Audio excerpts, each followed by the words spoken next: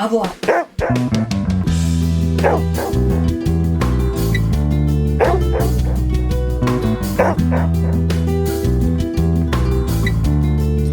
Hello everybody, welcome back to another episode of FitPet Boston Talks. My name is Leah Lodato and I am the host of this little show.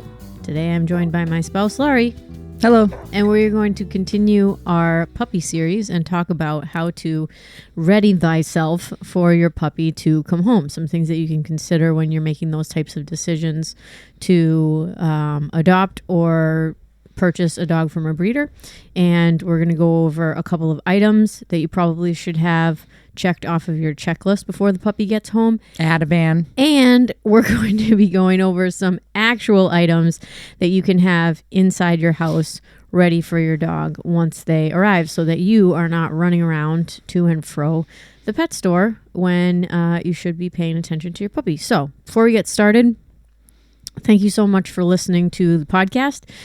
If you are into what you're hearing, share it with your friends. If you don't mind, feel free to give us a review when possible. And make sure to subscribe to the show because you'll be notified when a new episode comes out, which usually will be on Fridays. And we have some interesting interviews scheduled, so please stay tuned for those as well. We missed a week. We did miss a week. Sorry, guys. I'm not sorry because I was doing a lot of really cool stuff. So I know that I was putting my time in elsewhere and it was valuable. But yes, we missed another week of the podcast. I wasn't changing the world. I wasn't changing the world, but it wasn't like I was sitting on my laurels. We were not sitting on the laurels. And you said, we don't want you going to and fro from the pet store. Who goes to the pet store? People go to Amazon. Yeah. And Chewy. I go to Pet Supplies Plus because they send me coupons every month for 20 to 30% off anything in the store. And so I buy raw food for Raven and Ruben. And when I go there, I buy a ton of it all at once. And I wind up saving like $60, which is like unbelievable. So I like Pet Supplies Plus for that. Otherwise, absolutely, I'm doing everything online these days. Yeah. Okay. Laurie, firstly, we covered housebreaking in the last episode, which was kind of putting the cart before the horse because obviously, if you're housebreaking a puppy, you have already acquired said puppy. So we're kind of taking a step back and talking a little bit about these ideas of how to prepare yourself. So what do you want to talk about first? What do you think leads well into this discussion? I was just going to talk about things to have in the house and vets and things like that, but I thought you wanted to speak about breeders or rescues. Yeah, I don't really have too much to say because it's a rabbit hole that we could go down for a long time. Like how to pick a reputable breeder, how to even know if a breeder is reputable, how to work with a rescue. This is what I will say about it. Network, network, network.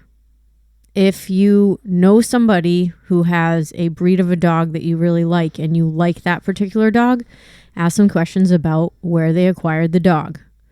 Do some research on that breeder. I'm just going to use my own personal story. So when I met Murphy, Raven's brother, 5 years ago, I called his breeder 5 years ago. And we had a talk on the phone for about an hour and a half. And I just asked him a bunch of questions, got to know him a little bit. 4 years later, when it was time for me to look into getting a working line lab, I called him up because I know Murphy. I like Murphy. I talked to this breeder, built up a relationship.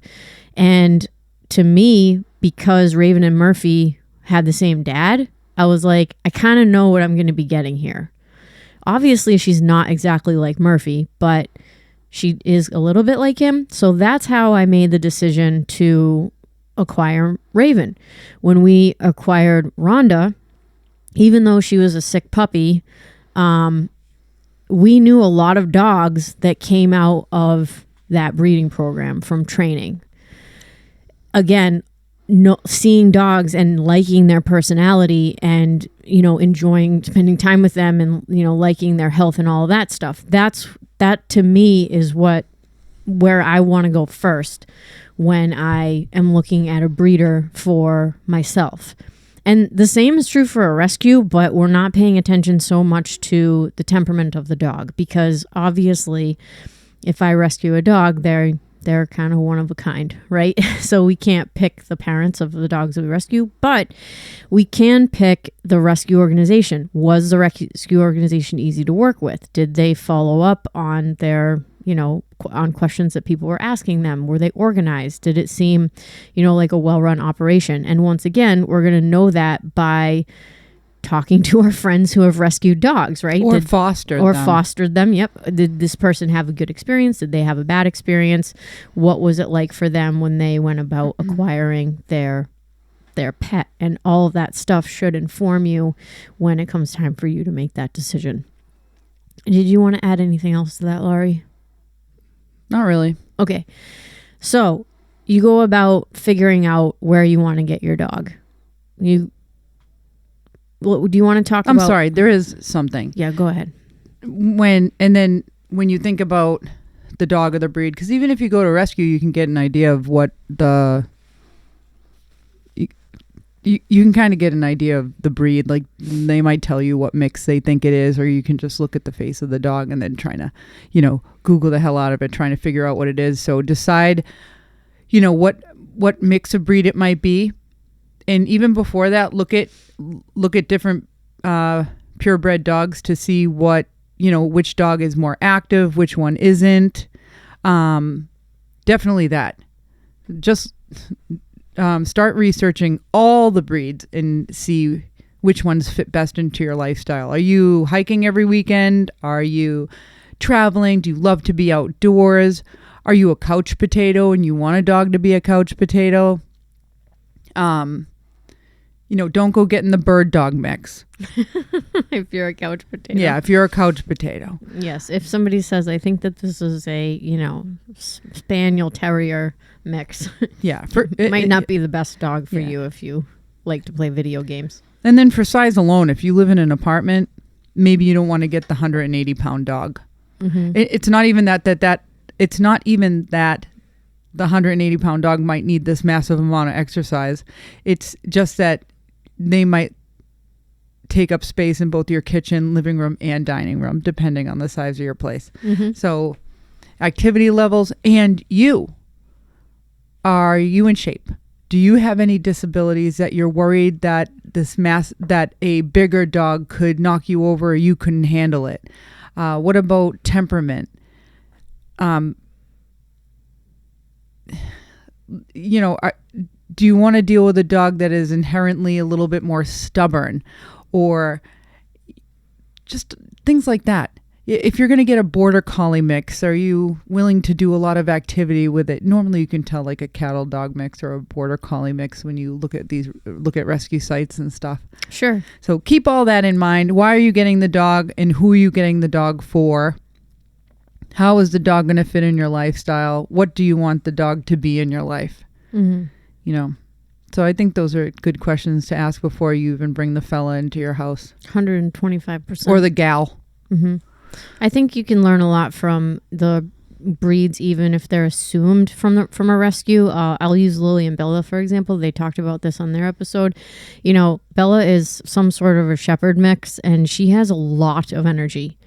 And Bella would not be for a family that needed a dog just to go out into the yard and then like cuddle on the couch and throw the ball around for 2 seconds in the afternoon, but if you just accept when you're reading a profile like Bella's, oh, this is a shepherd mix. If you are a family that needs a more laid back dog, unless you meet the dog and the dog is super laid back, like maybe that's a dog that you want to pass on their bio in the, when you're reading up at the rescue organization. It doesn't mean that it's a bad dog or anything like that. It's just understanding what your needs are and being able to accept a dog that, might fit your needs.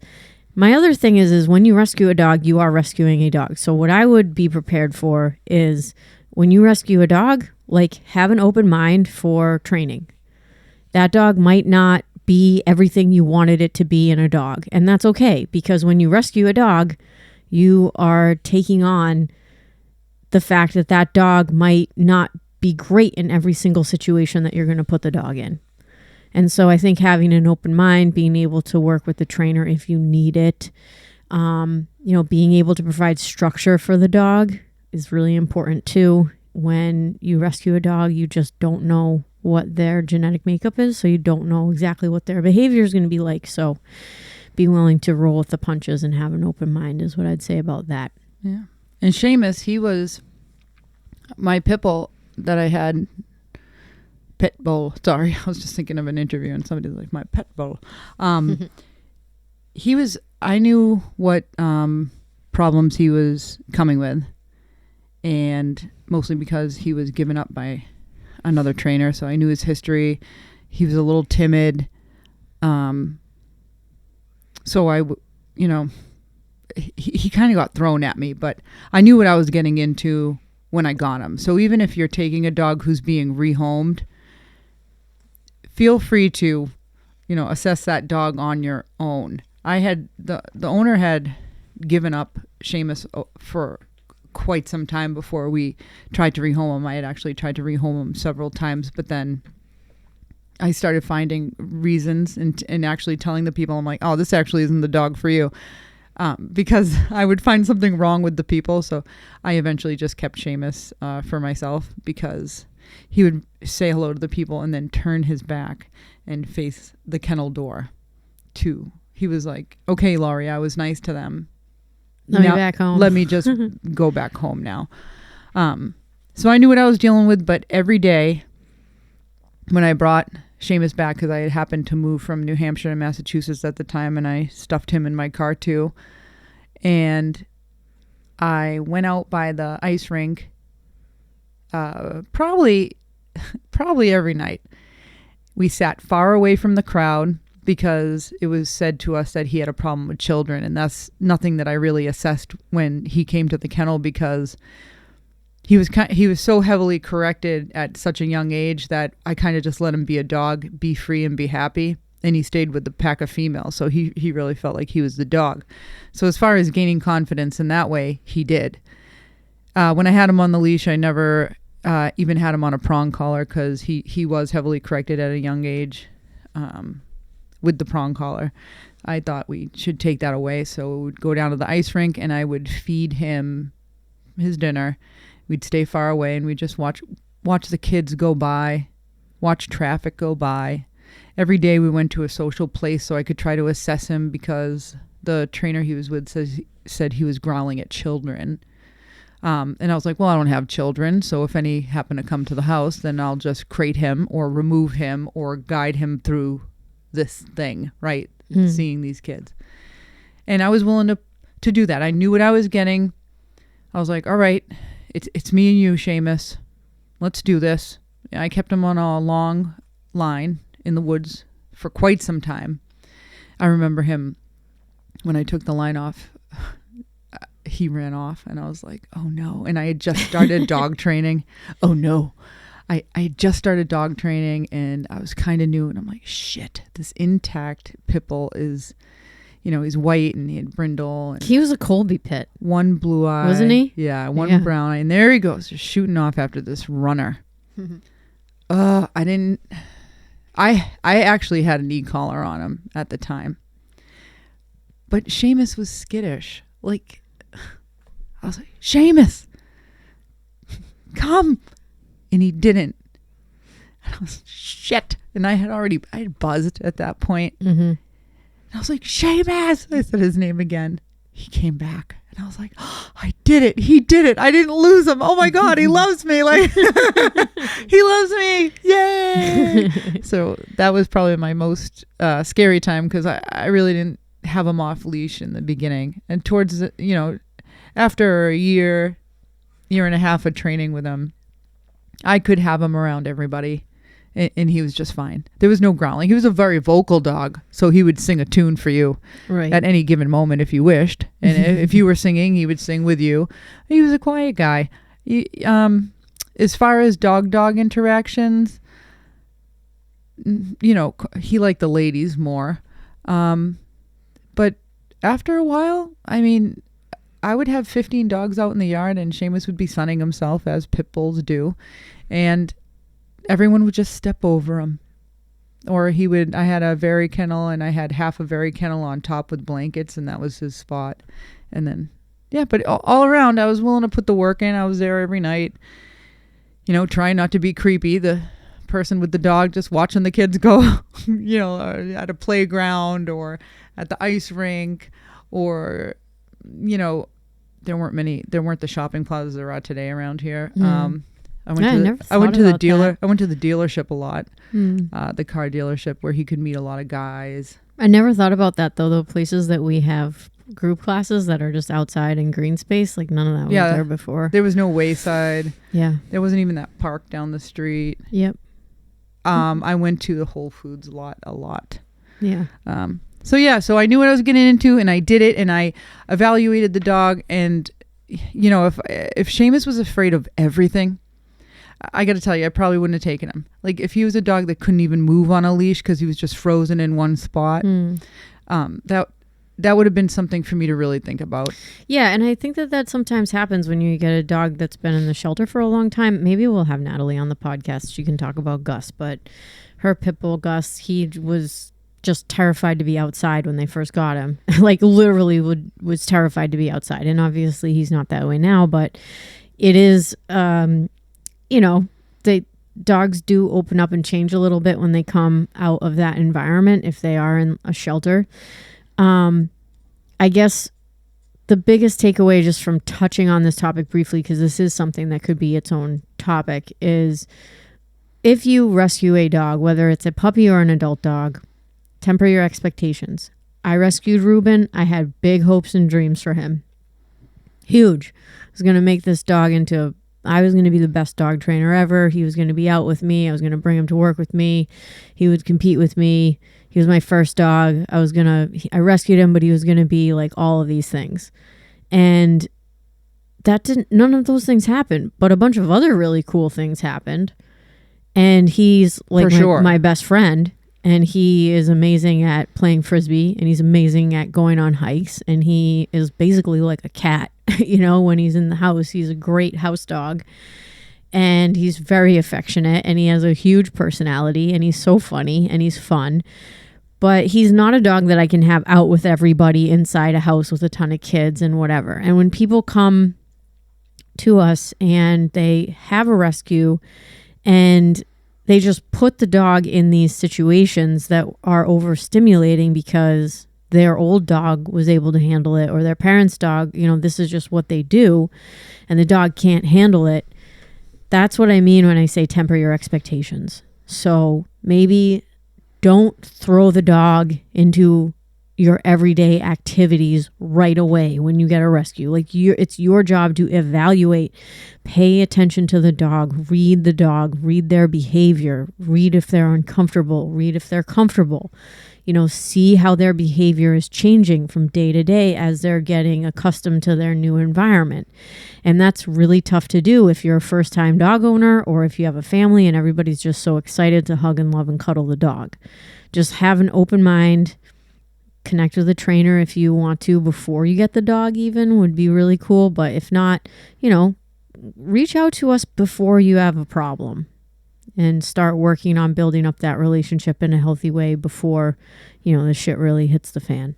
And it can hit the fan with a bred dog too. Oh, 100%. I mean, you expect one thing and you get another. Yeah. But anyway, okay.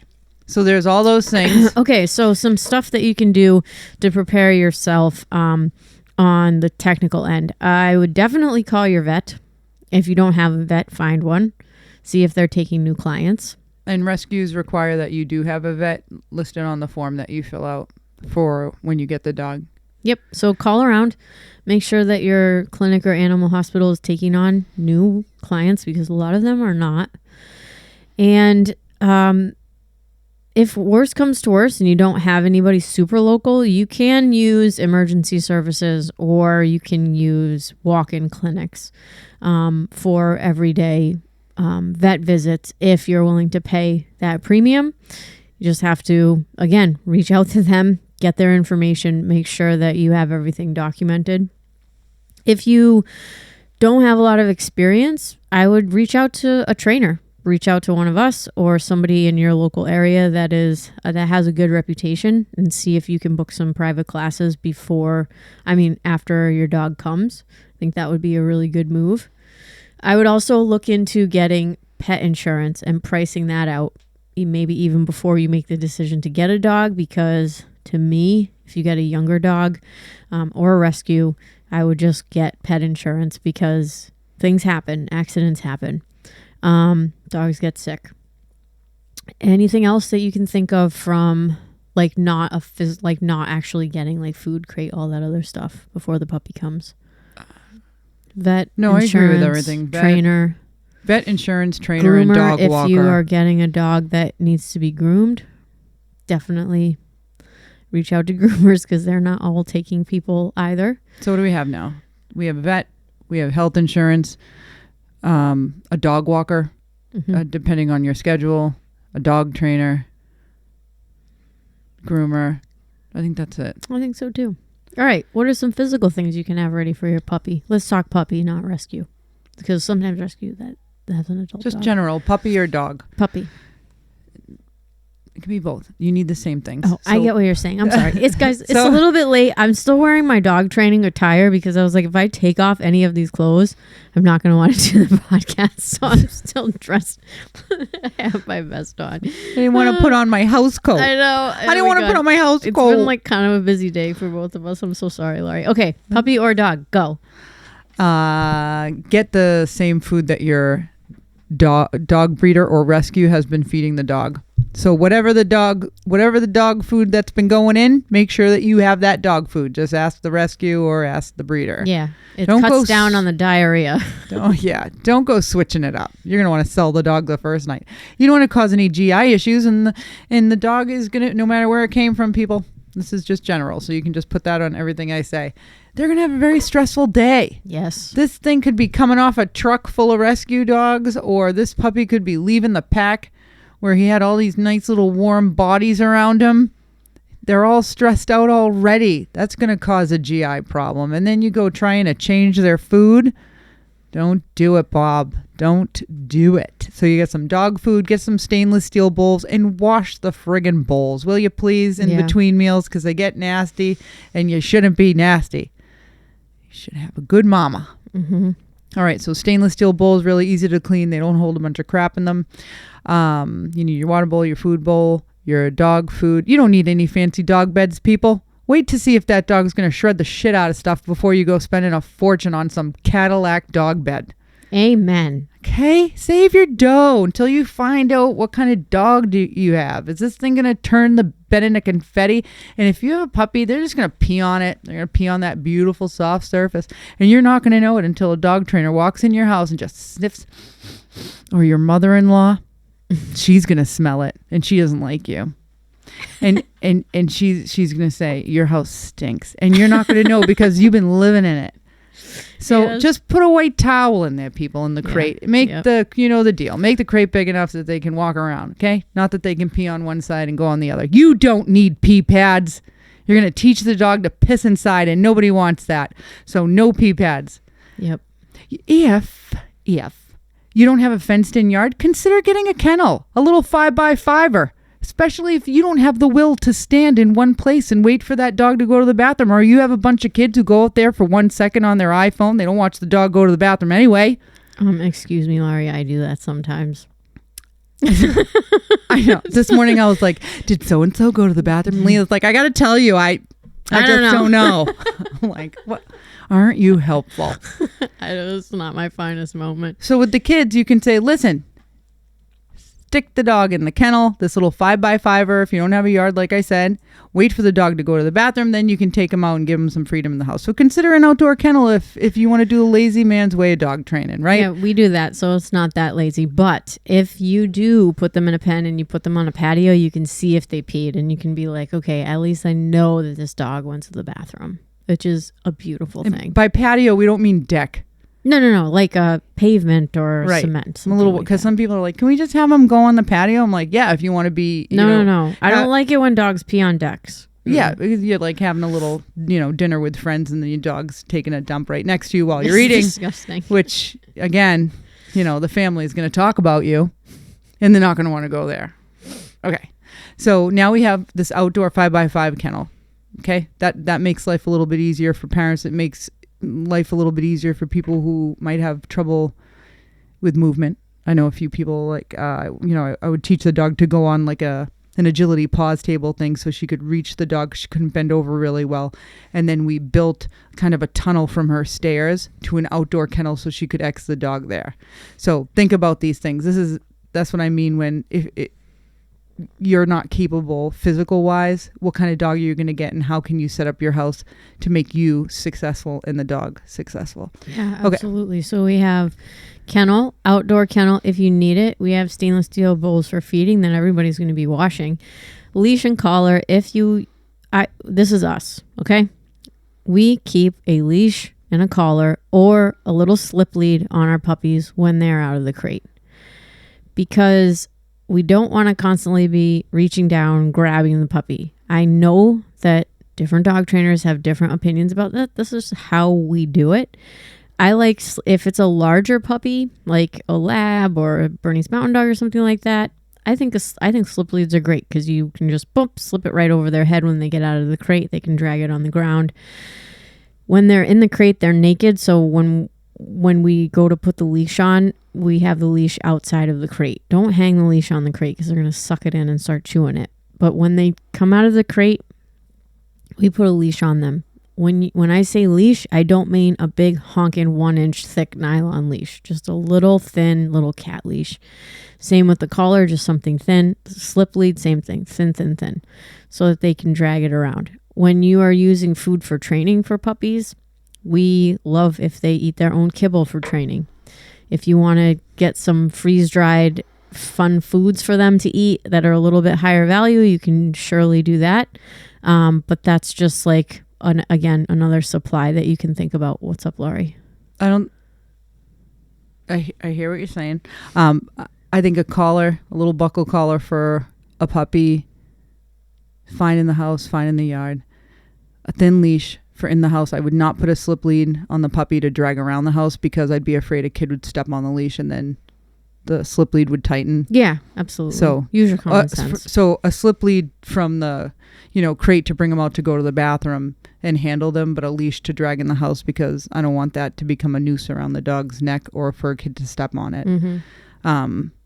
And we do use it food for training. And yes, you can get dog treats. I always say to people, try not to give them the Cadillac of dog treats right away, because you want to save those for like freeze-dried food or liver. Hot dogs or cheese. Yeah, you kind of want to... for the good jobs. Yeah, for outside. Mm. And you made a really good point, Leah, about the X-Pen outside. We always put it on cement so we can actually see if the dog goes, in case we weren't paying attention. We can see the wet spot on the ground. And the dog won't tear up the grass if your dog is the type of dog who tears up grass. And all dogs will tear up grass. Well, most dogs will tear up grass when it's green like this and it tastes delicious.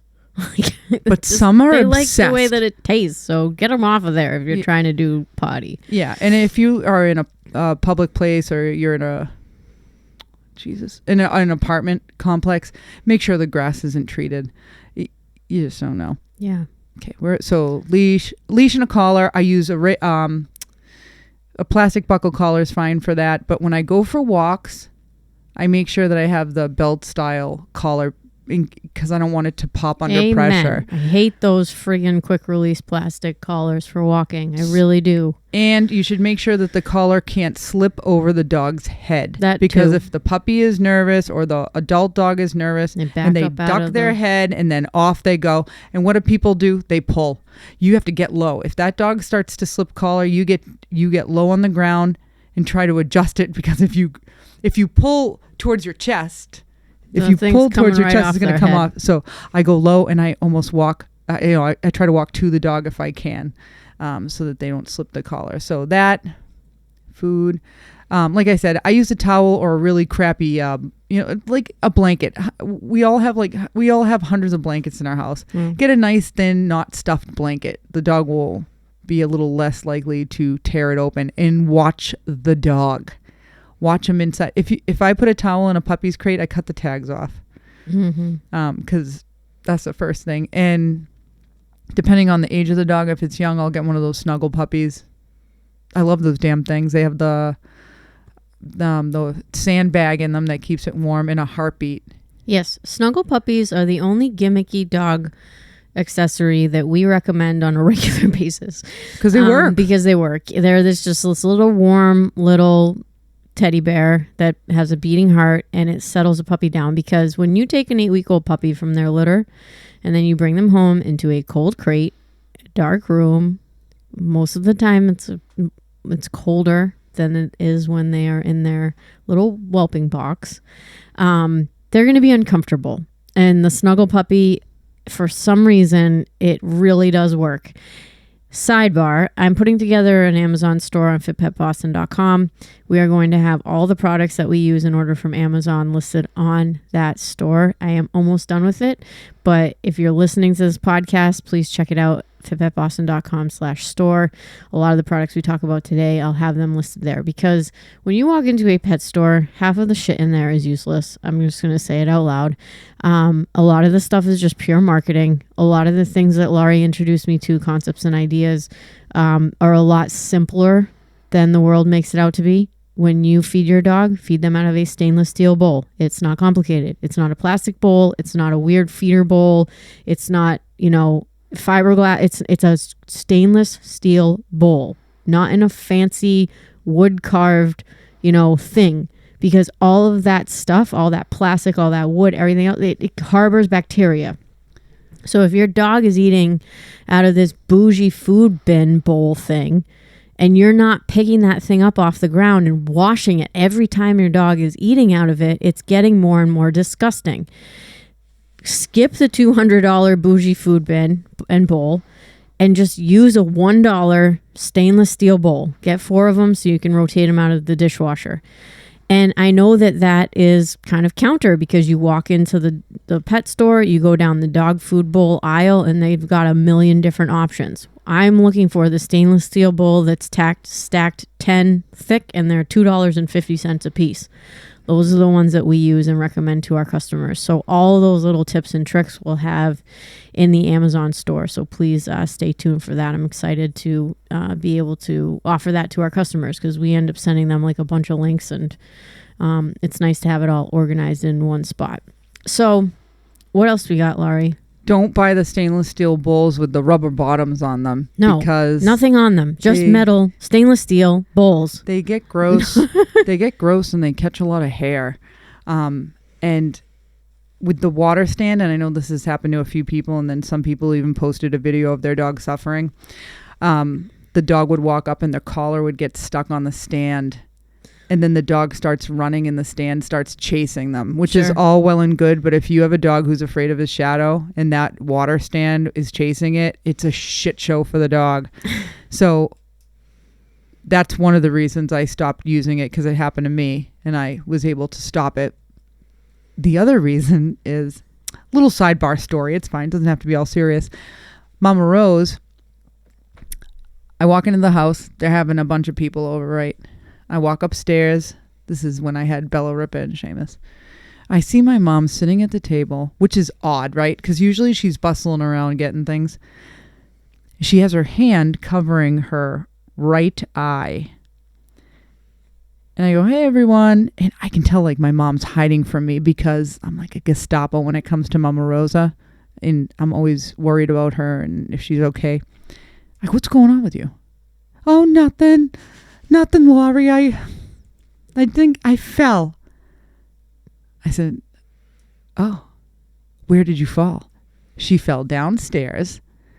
There was some water underneath the bowl that slipped. The dogs were drinking. It got wet on the bottom. I didn't have a towel there. We're Italian, so we have ceramic tile everywhere. So if you're going to die, it's going to be at my house if you hit your head. Don't wear Crocs on the ceramic tile, people. My God. Take it from me. Learn from experience. So Mom fell and then hit her eye just in the right spot, right on the eyebrow ridge. She hit it on the wrought iron water bowl holder I had. I worked for Pet Edge, so I got everything 60% off, and I had this cute water bowl. Never presented a problem before. So once Mama Rose fell and almost gouged her eye out, and she had to get stitches. You threw it away. Yeah, I removed her from the table. I was like, guys, we're leaving. And I look at my dad. I go, she's bleeding. Her eyebrow. She looked like somebody punched her. Oh, no. MMA style. So we brought her in. She got her stitches. And she was going to hide it from me. Amazing. So yeah, none of that. As far as stuffed animals go, long, soft toys. You can go to Home Goods. Yeah. Really great prices. $5 for a toy. I hate the dollar store. I know Melissa likes it, and she mentioned to me, or Five and Below. I hate those toys. There's just something so homely and sad about them. I would almost just get some fleece pieces and make a rope out of it for a tug toy besides going there. But you can get a good quality soft toy that lasts a long time, and they're washable. You can wash it several times. Mm-hmm. For $6, that's my limit on a dog toy if I know something's going to get destroyed. And we don't leave those type of things inside the dog's crate with them. I know we mentioned this last time, but white towel, that's it. If they start chewing on the white towel, nothing. If they're a dog that's going to chew on a bed or towel for the rest of their life, maybe put a Karanda bed inside their crate or buy a Primo pad for them. But it is not unusual to have a working dog and for them to chew things when they're in their crate. So it's okay to have naked dog, naked crate. They're going to be completely fine. I do the only thing I feel comfortable leaving in there is a Durachew Nylabone or a Benabone. Yeah. That's it. What else? As far as anything that there's a million things that you can put in a first aid kit for a dog. Oh, I want to talk about that completely separately, but really what I wanted to do is refer everybody for that to Gundog Doc. If you go to gundogdoc.com, gundogdoc.com, he has the best first aid kit assembly. I did his whole first aid kit assembly, and I don't want to take any credit away from, I believe his name is Joe Spoo. And he, I threw away half the stuff that was in the first aid kit that I bought from Pet MD, and he has a wonderful, wonderful, wonderful first aid kit assembly. And he goes through and tells you why he puts everything in there.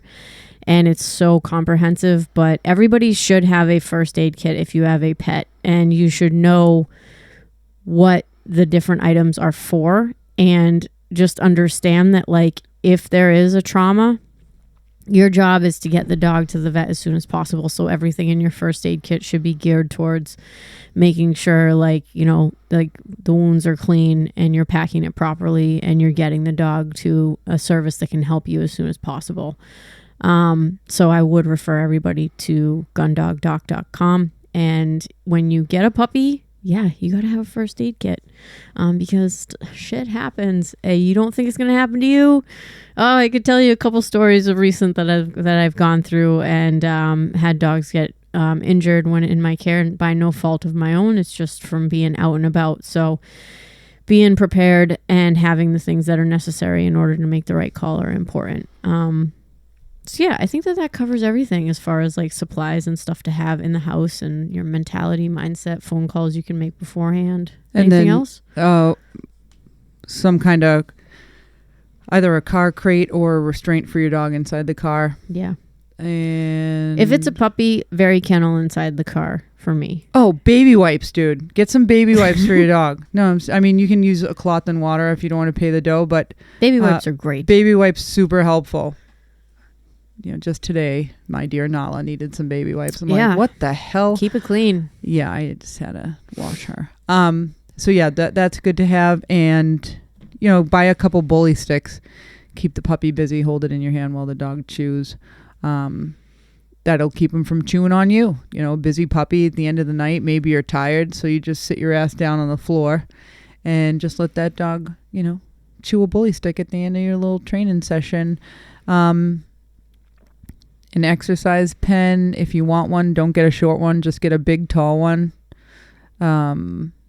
If that's the pen that you want to use outside, or if you just need another way to keep your dog. I don't really care about puppy gates because I think that your dog has to be 5 feet distance from you at all times anyway. I think it makes you lazy. So I think that if you're sitting over at the sink and you think that you're just going to limit your dog to the kitchen, he's definitely going to go to the bathroom in your house, in your kitchen, in the corner when you're not looking. So I don't think people should pet gate their entire house. Yeah. Up. And I don't know. I think that's pretty much, I think that's it. Yeah, I agree. I think that's a great start. In a long line. A lot of useful information there, Lori. I love it. Sorry we missed a week, guys. Sorry we missed a week, everybody, but we're back to it. Please stay tuned. We will be dropping another episode next Friday for sure. And if you have any questions for us, feel free to reach out at FitPet Boston and at ABC Dog Training on the old Instagram. And we thank you for listening. We will see you next time. Bye-bye.